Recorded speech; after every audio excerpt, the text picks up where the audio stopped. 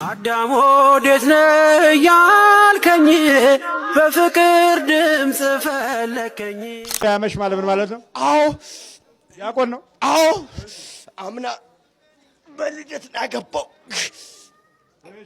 ከዛ ጀምሮ ምንም ሰላም አላገኘም። በምንድን ነው የተመተትከው? በመቃብር አፈር 3 ቀን ባልሞላው 3 ቀን ባልሞላው በመቃብር አፈር። አዎ ለምን ነው ሁለታቸው መካከል ተነሰነሰ? እንዴት ተደርጎ?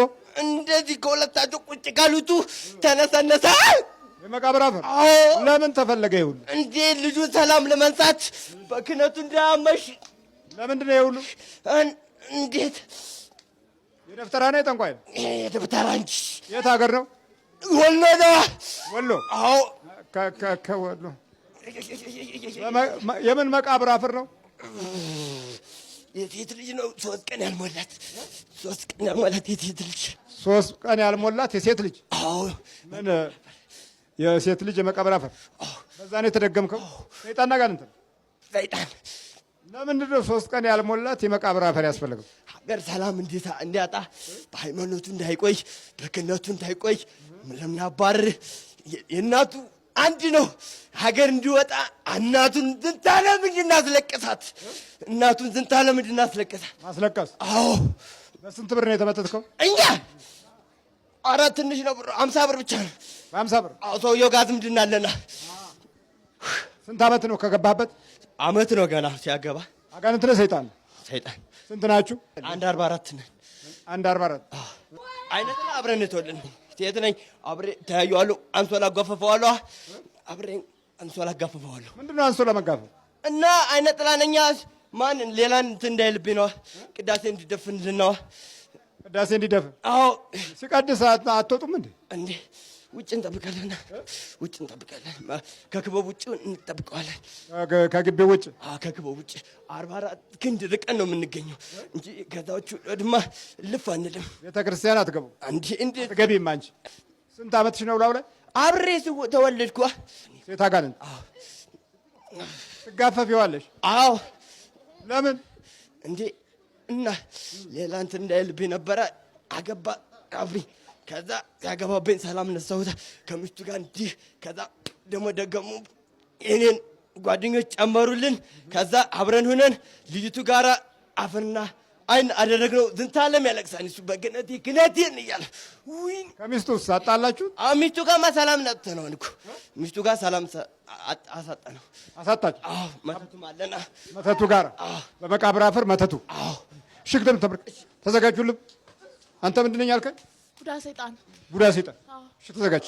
በኢየሱስ ክርስቶስ ስም፣ በስላሴ ስም፣ በቅዱስ ሚካኤል ስም፣ በወላዲተ አምላክ ስም፣ በቅዱስ ገብርኤል ስም፣ በቅዱስ እስጢፋኖስ ስም ወደ ሲኦል እንገባለን።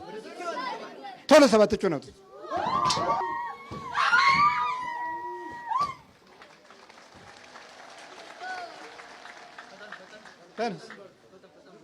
ማነው? ደባሽ ታደሰ እባላለሁ። ገብረ ኢየሱስ። ገብረ ኢየሱስ ታደሰ። የት ነው የመጣው? የመጣሁት ከመጣሁ ቆይቻለሁ፣ ግን እዚህ ጋር ስራ እየሰራሁ ነው ያለሁት። እዚህ ሀገር ነው ያለው? አዎ 2 ዓመቴ። 2 ዓመት ነው። ባለቤት የት ነች? ባለቤት እዛ ያው እምቢ ብላኝ ያው አለች። ያው አብረን እምቢ ብላኛለች። እምቢ አልፈልግም ብላ ያው እግዚአብሔር ቢራራልኝ ያሉ እስካሁን እየጠበቅኩኝ ነው ያለሁት። እንዳገባህ ነው የተጣላኸው? አዎ እሷን ሳገባ ከዛም በኋላ ምንም ነገር በቃ ሰላም አጥቼ ኖርኩኝ። በቃ ምንም ብሰራም አይጠራቀምልኝ፣ ብደርግም ምንም ሰርቼ በቃ ከዛ ወዲህ ምንም ነገር አላገኘሁም። የሚገርም ነው። አዎ ምንም እግዚአብሔር ኢየሱስ ክርስቶስ ይራራልኝ። እንግዲህ የፈጠረ ገብረ መንፈስ ቅዱስ እሱ ቢራራልኝ ገብረ መንፈስ ቅዱስ እያልኩ ነው። ሌሊት ሴት ትመጣብሃለች? አዎ ሁልጊዜ እንደተጠበቀኝ ጓደኞቼን ዝንታለም ቀድሱልኝ እያልኩ እንደ አንተ ዝንታለም ምንድን ነው እንደ ደሞዝተኛ ተከፍለህ ስታበቃ ኧረ እኔ እንደዚህ ነው ተጻውዬ የመጣ ነው ምናምን ስላቸው ሌሊት ያሳየኛል። ከዛ ቅዳሴ ቀድሱልኝ ምናምን ስላቸው እንደ አንተ ዝንታለም እንደ ቅዳሴ እንትን እንዳልክ ነው እንደ ምናምን እያሉ እንትን ይሉኛል። እንትን ይቆጡሃል? አዎ ይቆጡኛል። ካህኖቹም በቃ እስከ ገነት ድረስ በቃ ይይዙኛል። በቃ እንዴት ነው አንተ ዝንታለም ቅዳሴ እንትን የምትለው አላገባህ ምን አላልክ እያሉ ዝንታለም እንደዚህ ይሉኛል። ይቆጡሃል? አዎ አንተ አትቀጠቅጣትም ነበር እንዴ? በስግደት በጸሎት ደግማለሁ፣ ዳዊት ደግማለሁ። አይ መድገም ሳይሆን መቀጥቀጥ በመቁጠር እስካሁን ምንም እንትን አላልኩም ነበር። አምናም ስመላለስ ምንም እንትን አላደረገኝም። ልጅቷን ይዤ እየመጣሁ እዚህ ስንት ጊዜ ተመላልሼ ነበረ። ይኸውላችሁ ቀላሉ መንገዶች ሁሉ ውስብስብ ናቸው በእኛ ቤት እና መንፈሳዊ መረጃ ድፍን ያለ ነው። በመናፍስት ዓለም ውስጥ ያለው ጥቃት ብዙም ግልጽ የሆነ አካሄድ አልሄድንም። ሰይጣን ሰይጣን ነው፣ አጋንንት አጋንንት ነው፣ በቃ አለቀ። ሌላ ነገር የለም። ግን ስር ሰዶ እያንዳንዱን የህብረተሰብ ህይወት ሲቆጣጠር ምንም መስሎ አልታየንም። በልበርታ በርታ ነው ርዝ ባካችሁ ምእመናን የአንዳንድ ቀን ክርስቲያን ብቻ እንሆን፣ ወይም የአንዳንድ ቀን ሰው ብቻ እንሆን። የሁል ጊዜ ሰው የሁል ጊዜ ክርስቲያን እንሆን። ይሄ ምን ማለት ነው? ስንበሳጭም ስንደሰትም ምንም አይነት ባህሪ ውስጥ ምንም አይነት ህይወት ውስጥ ብንሆንም መንፈሳዊነታችንን እንጠብቅ። በአቋራጭ ለመክበር በአቋራጭ ትዳር ለመያዝ የሚሞክሩ ሰዎች መቼም ይሄን ትምህርት የምታዳምጡ አታረጉትም፣ ግን የሚሞክሩ ሰዎች ሲያጋጥሟችሁ ይሄን ትምህርት ስጧቸው፣ ወይም ስትመክሯቸው ምንድነው የምትሉት? አይጠቅምሽም፣ ባንቺው ነው የሚመለሰው፣ ወይም ባንተው በራስህ ይመጣብሃል፣ አንተው ላይ ነው የሚመለሰው፣ የገዛ የራስህን ንብረት ነው ይዞህብህ የሚጠፋው ብሎ መምከር የእናት ወይም የኢትዮጵያዊነት ነው። ለምሳሌ የ10 ሺህ ብር ባንክ አካውንታችሁ 100 ሺህ ብር እንበል አካውንታችሁ ውስጥ ቢቀመጥ ሰርቃችሁ ያመጣችሁት 5 ሺህ ብር ወይም 1 ሺህ ብር የሚሆን እዛ 100 ሺህ ብር ላይ ስታስቀምጡት ድሀ በድላችሁ፣ ፍርድ አጓድላችሁ፣ አጭበርብራችሁ፣ በአቋራጭ ከብራችሁ ሊሆን ይችላል። ስትጨምሩበት ያለውን 100 ሺህ ብር ያቺኛው 1 ሺህ ብር ወይም የቺ የተጨመረችው ብር ይዛው ጥርግ ነው የምትለው። ስለዚህ ንጹህ የሆነ ነገር ሁልጊዜ እናከማች። በአእምሯችንም በኪሳችንም በቤታችንም በልባችንም ውስጥም ንጹህ የሆነ ነገር ሁልጊዜ ንጹህ ነው፣ ዘላቂ ያለው ቢያዘግምም ይሻላል። እየደከምን ቀስ እያልን በሶምሶማ እየሮጥን ወይም በሶምሶማ እየተራመድን ስኬታማ ብንሆን ይሻላል። በአንድ ጊዜ ላይ ስንወጣ በአንድ ጊዜ እንፈጠፈጣለን። ጥሩ አይደለም። አስተዳደጋችንም አባባላችንም ሁሉ ነገራችንም በዝግም በቀስ እያለ በላይፍ ኢቮሉሽን የሚባል አለ። የህይወት ዝግመተ ለውጥ ማለት ነው። በደሞዝ እድገት፣ በገንዘብ ማጠራቀም፣ በመልካም ጉርብትና፣ በስራ እድገት፣ በደሞዝ እድገት በምናምን ቀስ እያሉ እየተማሩም እያስተማሩ ልጆችን በህይወት ቀስ እያሉ በእርጋታ መኖር ይሻላል። የሆነ ገንዘብ ባቋራጭ ሲመጣ ወይ ባልና ሚስት ይጣላሉ፣ ወይ ገንዘቡ የቤተሰብ መበተኛና መጥፊያ ምክንያት ነው የሚሆነው። ተመልከቱ፣ ልጆቿን አጣች። እኔ አብረዋት አሉ። በእርግጥ ግን እንደጠፉ ባልቆጥርም ተጎድተውባታል፣ ድንግልናቸውን አጥተዋል። መደፈር በጣም ከባድ ነው። በገዛ እጇ ግን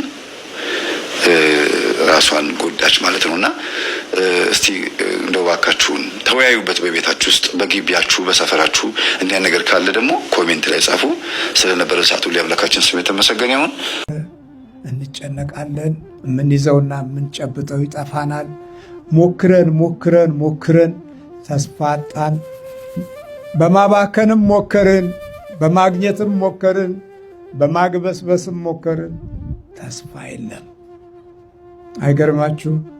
ታዲያ ምንድን ነው ተስፋ? ከዛም በላይ ደግሞ እድሜያችንን ጨረሰው፣ ጊዜያችንን ጨረሰው፣ ዘመናችንን ጨረሰው። ከእግዚአብሔር በረከትም ሳንካፈል ልማዳዊ ሆንን። እምነት እንደዚህ ነው እንዴ ብለን እንዳውም ጭራሽ እምነት ላይ ማፌዝ ጀመርን፣ መቀለድ ጀመርን። የተወለዱት ትውልዶች ምንም አይነት የተጨበጠ ታሪካዊ እውነታ አጡ። እስቲ ይሁን ውስጥ ደግሞ ተስፋ አስቆራጩ አለ። ውስጥ ገብቶ ለምን አትሞትም? ለምን አትጠፋም? ለምን አትገላገልም? ከዚህ እኮ የሚብስ ነገር የለም እያለ እንዲህ አይነቱ ልብ ላይ የሚደርስ ክርስትና አልመጣን አለ። ሲመጣም ደግሞ በአግባቡ አንረዳም፣ አንቀበልም። አድሮ መሽቶ ሲነጋ ጥሬ እንሆናለን።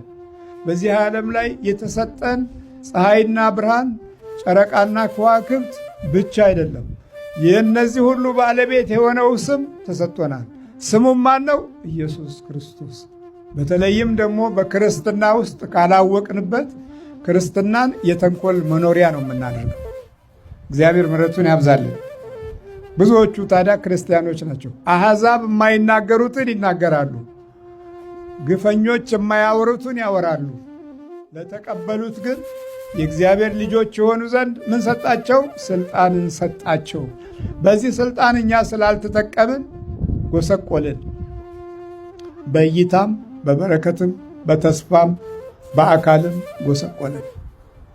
ደግሞ በጉስቁልናችን ላይ ጉስቁልና የሚጨብሩብን የራሳችን ሲሆኑ በጣም ያሳዝናል።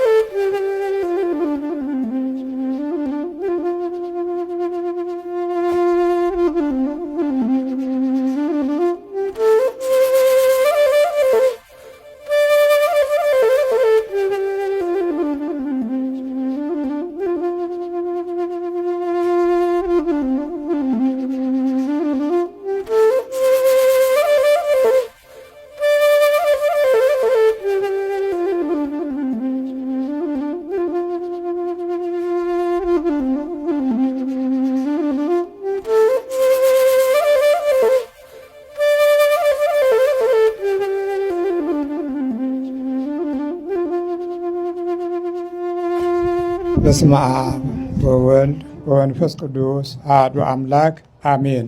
የተከበሩ አባታችን መልአከ ሰላም ቴዎድሮስ፣ ቀሲስ ሄኖክ፣ ሁላችሁም በድጋሚ እንዴት ዋላችሁ? ልዑል እግዚአብሔር ዛሬም ዘወትርም ለዘላለም ስሙ የተመሰገነ ይሁን። ሰላምን በተስፋ ተጠባበቅን መልካምም አልተገኘም ይላል ኤርምያስ 8 ቁጥር 15 ላይ የምናገኘው ቃል ነው። ሰላምን በተስፋ ተጠባበቅን ይላል። ተስፋ ከሰው ልጆች ሕይወት ጋር የተያያዘ ትልቅ የሕይወት መንገድ ነው። ተስፋ በሰው ልጅ ልቦና ውስጥ ሲቀመጥ አካላዊ ጤንነት እየጨመረ የተሰጠንን የተፈጥሮ ውበት ኃይል እያገኘ ለምንሰራው፣ ለምናቅደው፣ ለምንኖረው ኑሮ ሁሉ እምቅ ጉልበት ሆኖ ያገለግላል። እሱም ማን ይባላል? ተስፋ ይባላል።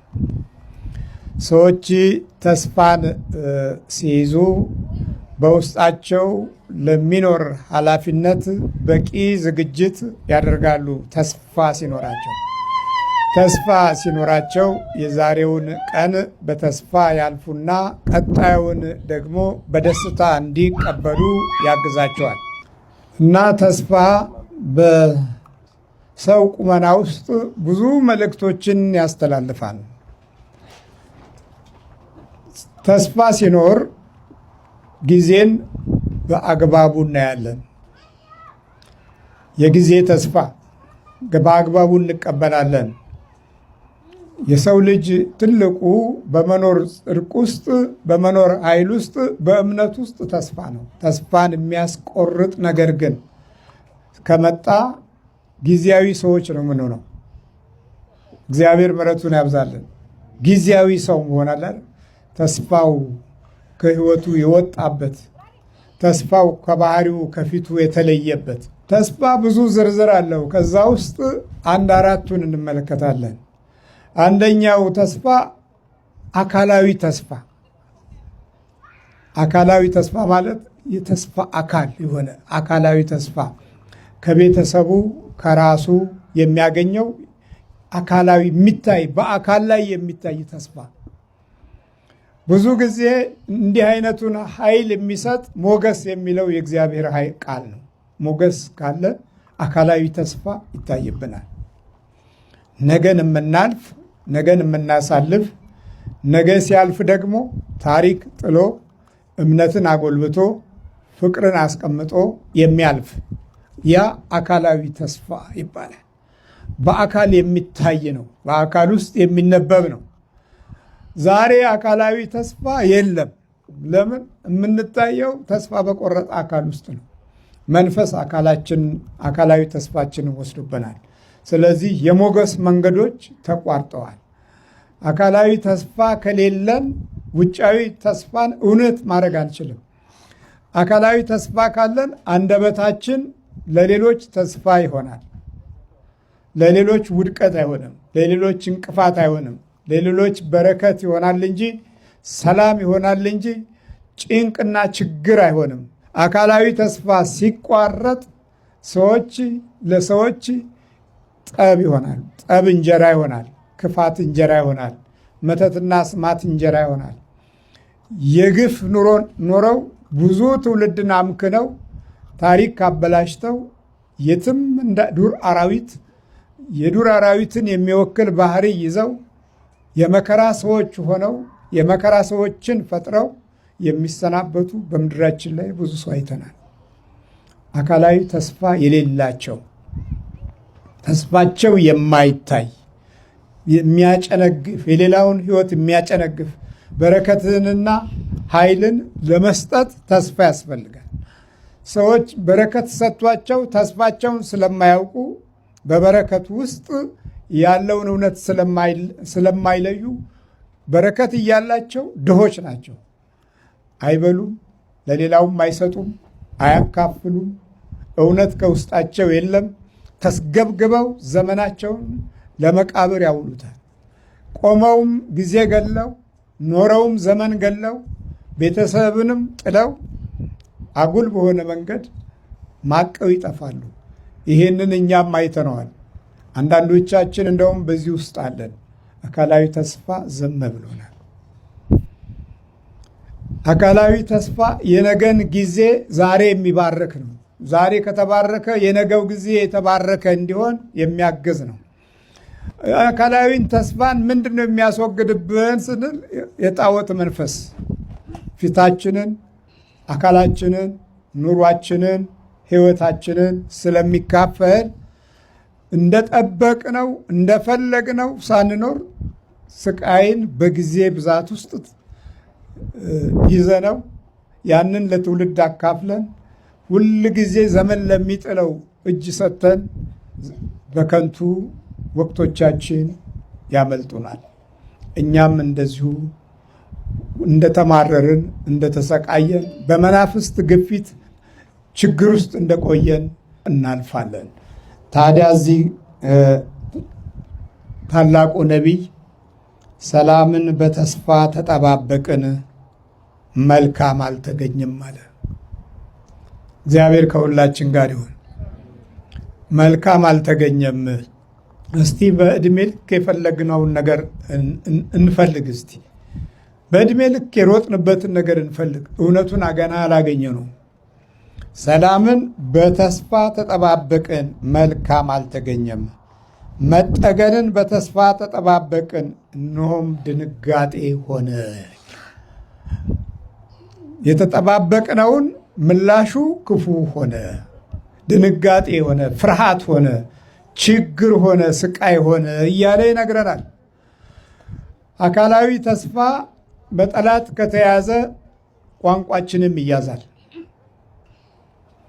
የሰውነታችን መርሆ በተስፋ የተዋቀረ ነው። ለአዳም ሲነግረው ምድርን ሁሉ በበረከት ሲሰጠው በተስፋ ውስጥ ነው። አቤት የሰጠው ተስፋ! ይህን ሁሉ ግዛ እኮ ነው ያለው። ለዓለም እንድንገዛ ሳይሆን ዓለምን እኛ እንድንገዛ ነበር የተሰጠን።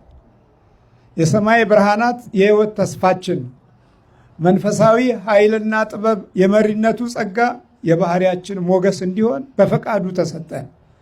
ከብርሃኑ ብርሃን አካፍሎ ውስጣዊ ሕይወታችንን ውጫዊ እይታችንን በብርሃን ሞላው። ይሄ ተስፋ ነው፣ ትልቅ ተስፋ ነው። በመኖር ውስጥ የመኖርን ተስፋ በእጽዋቱ፣ በእንስሳቱ፣ በአመጋገቡ ሕይወታችንን ደስ እንዲለው የሚጣፍጠውን የለመለመውን ችግር የሌለበትን ጤና የሚሆነውን ዕድሜ የሚሰጠውን ሁሉ በተስፋ ውስጥ ሰጠን። ገበሬ በተስፋ ይዘራል። የሚቀጥለውን ጊዜ ጠብቆ የተስፋው ባለቤት ይሆናል። ስለዚህ እግዚአብሔር ሆይ እባክህ ተስፋህን ስጠን እንበለው። ተስፋው ሲያጥረን በአካላችን ላይ ክፉ ነገር ብቻ ያርፋል። ስንተያይም ስንገናኝም ስናወራም ብዙ ወይም ጥቂት ጠላትነት ያለበት ይሆናል። የምቀኝነት ነገሮች አብረው ከባህሪያችን ውስጥ ሲፈልቅ ተስፋችን ይቆማል። ታዲያ ነቢዩ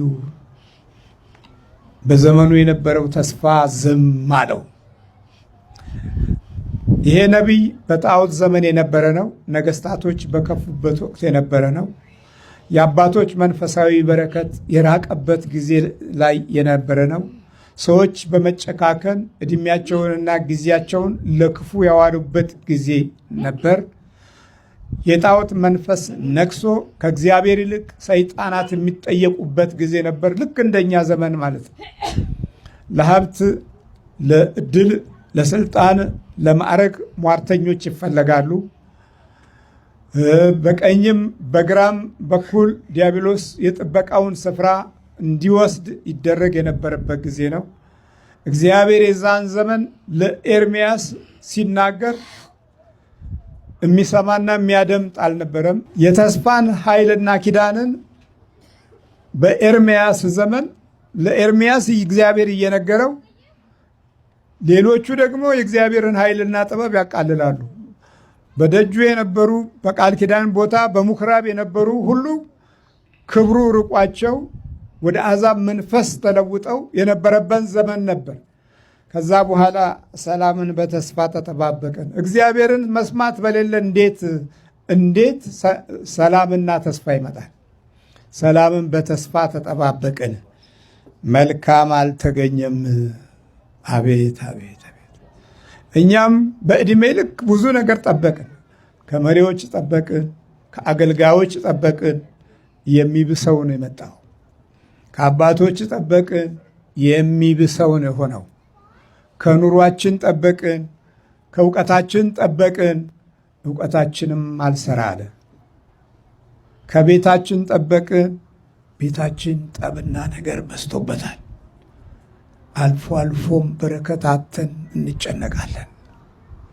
ከሰላም ጠበቅን፣ ሰላሙ ራሱ የሚጋፋ ጠላት ሆነ።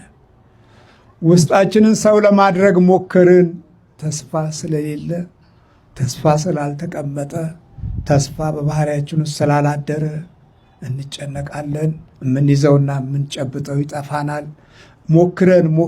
ሞክረን ተስፋ አጣን። በማባከንም ሞከርን፣ በማግኘትም ሞከርን፣ በማግበስበስም ሞከርን። ተስፋ የለም። አይገርማችሁ? ታዲያ ምንድን ነው ተስፋ? ተስፋ ይሆናል? እግዚአብሔር ይሆናል። ተደራጀን፣ በርዕዮተ ዓለማ መንገድም ለመቆም ሞከርን። ይሄ ነው መንገዱ ተባል።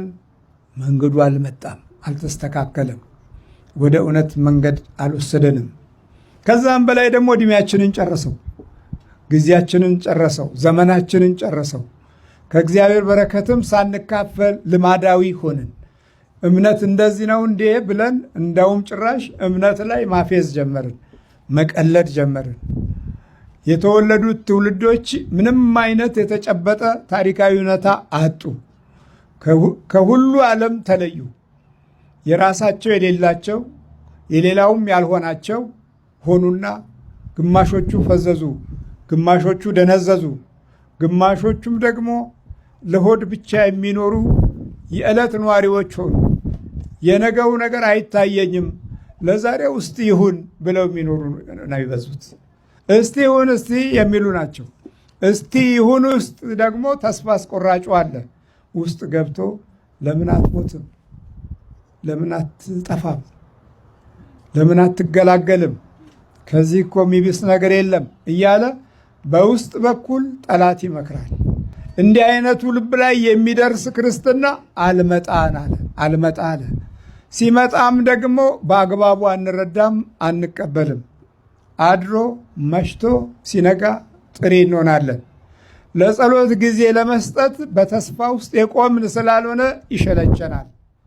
አየ ሰላምን በተስፋ ተጠባበቅን፣ ግን አልተገኘም የሚለው ቃሉ አልተገኘም ነው። የጠፋ ነገር ነው ማለት ነው።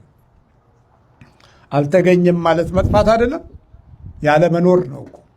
ያለ መገኘት፣ በህልውና አለመቆም ያልተገኘም፣ በእይታ ውስጥ አለመጨበጥ፣ በውስጥ በኩል አለመኖር፣ ሰላም አልተገኘም። አያችሁ፣ ሰላም አልተገኘም። በቲያትር ውስጥ ፈለግነው አልሆነም። በፊልም ውስጥ ፈለግነው አልሆነም። ለመሳቅ ሞከርን አልተቻለም። ሳቅን አልሆነም። የተጨበጠ ተስፋ ስለሌለ ሳቆቻችን ሁሉ በቀልድ ውስጥ ተሸፍነው በወሬ ውስጥ ተሸፍነው ቢመጡም ደስታው ቀጣይ አይደለም። ከፊታችን ጨለማ ነው ያለው። ጠላት አጨልሞብናል። ስለዚህ ያ ትልቅ ነቢይ ሲያይ በምድሪቱ ላይ ሰላምና ተስፋ የለም። ሰላምና ተስፋ የለም። ዛሬ አለ ወይ ብለን በትክክለው በአዎንታዊ መንገድ ስናይ አልመጣም። ስለ ሰላም የሰበኩን ራሳቸው ሰላም የላቸው። ስለ ዲሞክራሲ የነገሩን ራሳቸውም ጋር የለም። አለ የምንለው ነገር ሁሉ ለጊዜው ከውስጥ በኩል የማይበቅል ነው። ከውጭ ብቻ የሚታይ ነው። ከውጭ ዕድሜ ማስረሻ ነው። ከውጭ የእይታ አቅጣጫን መለወጫ ነው። የውስጥ ባህሪ ላይ ግን መቀመጥ አይችልም። ወደ ውስጥ የሚገባው አቤቱ ጌታ ሆይ አምላክ ሆይ ተስፋዬን በሕይወት ውስጥ አኑር ስንል ነው። እግዚአብሔር ብርሃኔና መድኃኒቴ ነው የሚያሳጣኝ የለም ስንል ነው። በለመለመ መስክ ያሳድረኛል፣ በዕረፍት ውኃ ዘንድ ይመራኛል ስንል ነው። እግዚአብሔር እረኛችን ብለን ስንጮህ ውስጣችን ያለው ነገር ዝም ይላል። ስሙን ስትጠራበት አይወድም። ስሙ ኃያል ነው። በዚህ ዓለም ላይ የተሰጠን ፀሐይና ብርሃን፣ ጨረቃና ከዋክብት ብቻ አይደለም።